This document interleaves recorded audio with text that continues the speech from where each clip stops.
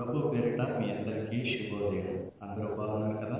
ఈ ఉదయకాల సమయంలో ప్రభు మిమ్ములను, మీ కుటుంబాలను, మీ బిడ్డలను, మీరు చేసే పనులను సమస్తమును దీవించి ఆశీర్వదించాలని కోరుకుంటున్నాను. ఈ ఉదయకాల ధ్యానముగా మనము యోహాను సువార్త 1వ అధ్యాయము 51వ వచనాన్ని మనం ధ్యానం చేద్దాం.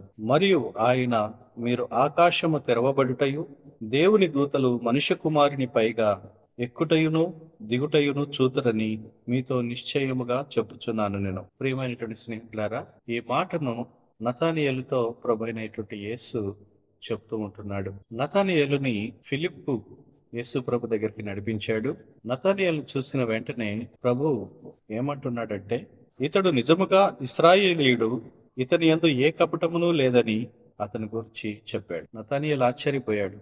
నీవు నన్ను ఎలా తెలుసుకున్నావు? నా గురించి నీకెలా తెలుసు అని ప్రభుని అడిగాడు.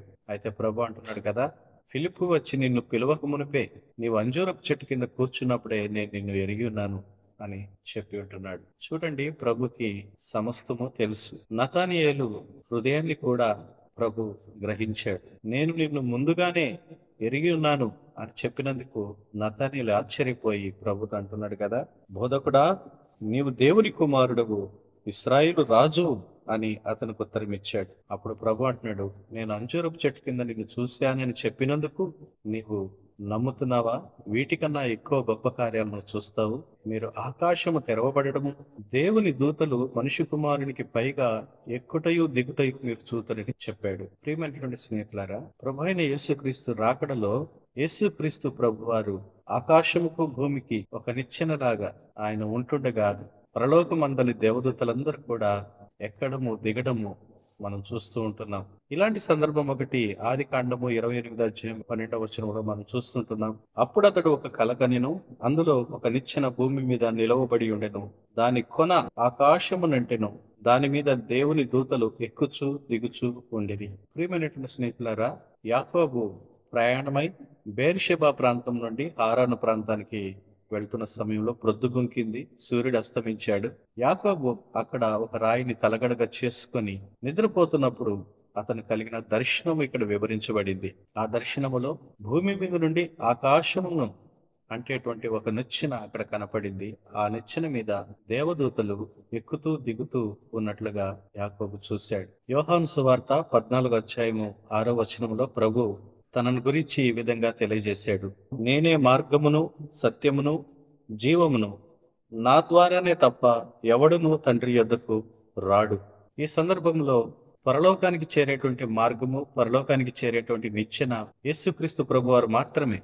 యాకోబు ఈ దర్శనాన్ని పొందుకున్నప్పుడు దీని భావము, దీని అర్థము తనకు పూర్తిగా అర్థం కాకపోయి ఉండవచ్చు. కానీ యేసుక్రీస్తులో స్పష్టంగా ఈ దర్శనము బయలుపరచబడింది. యాకోబు ఒక మనిషిగా భూమి మీద ఉన్నాడు. పరలోకంలో ఉన్న దేవదూతలు భూమి మీదకి రావడానికి, భూమి మీద ఉన్నటువంటి మనుషులు పరలోకం వెళ్ళడానికి వారధిగా, నిచ్చెనగా యేసుక్రీస్తు ప్రభు వారు కనబడుతుంటున్నాడు. ప్రియమైనటువంటి స్నేహితులారా, యేసు ప్రభు రాకడలో కూడా ఇదే జరగబోతుంటుంది. ఆకాశము తెరవబడి యేసు ప్రభు దిగి వచ్చేటప్పుడు దేవదూతలు మనిషి కుమారుని పైగా ఎక్కుచూ దిగుచూ ఉంటారు. అంటే పరలోకానికి వెళ్తూ ఉంటారు, భూమి మీదకి వస్తూ ఉంటారు. ప్రభు అయినటువంటి యేసుక్రీస్తు రావడము ఎంతో వాస్తవము.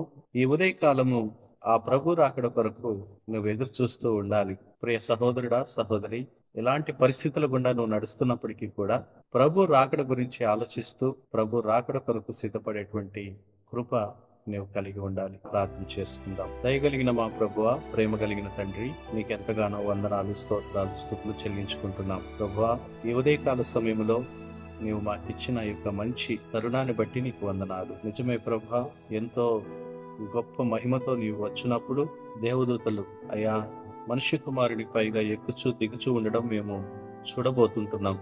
అందును బట్టి నీకు స్తోత్రాలు చెల్లించుకుంటున్నాం. ఇలాంటి నిరీక్షణ మాలో నింపినందుకు నీకు వందనాలు. ఈ రోజంతా మా పనుల్లో, మా పరిస్థితుల్లో, ప్రయాణాల్లో, అన్ని విషయాల్లో తోడుకుని నడిపించండి. ప్రత్యేకించి ప్రభా, ఈరోజు పుట్టినరోజులు జరుపుకున్నటువంటి బిడ్డలను, వెడ్డింగ్ యానివర్సరీస్ జరుపుకున్నటువంటి బిడ్డలను ఆశీర్వదించండి. ప్రత్యేకించి మా ప్రియులు బాలస్వామి గారు ఈరోజు ప్రభునందు నిద్రించినటువంటి రోజు, వారి కుటుంబానికి నువ్వు గొప్ప ఆదరణ దయచేయండి. ప్రతి బిడ్డకు మీరెంతగానో తోడైండి నడిపించి సహాయం చేయమని నజరేయుడైన యేసుక్రీస్తు నామములో ఈ మనవులో అడుగుచున్నాము తండ్రి.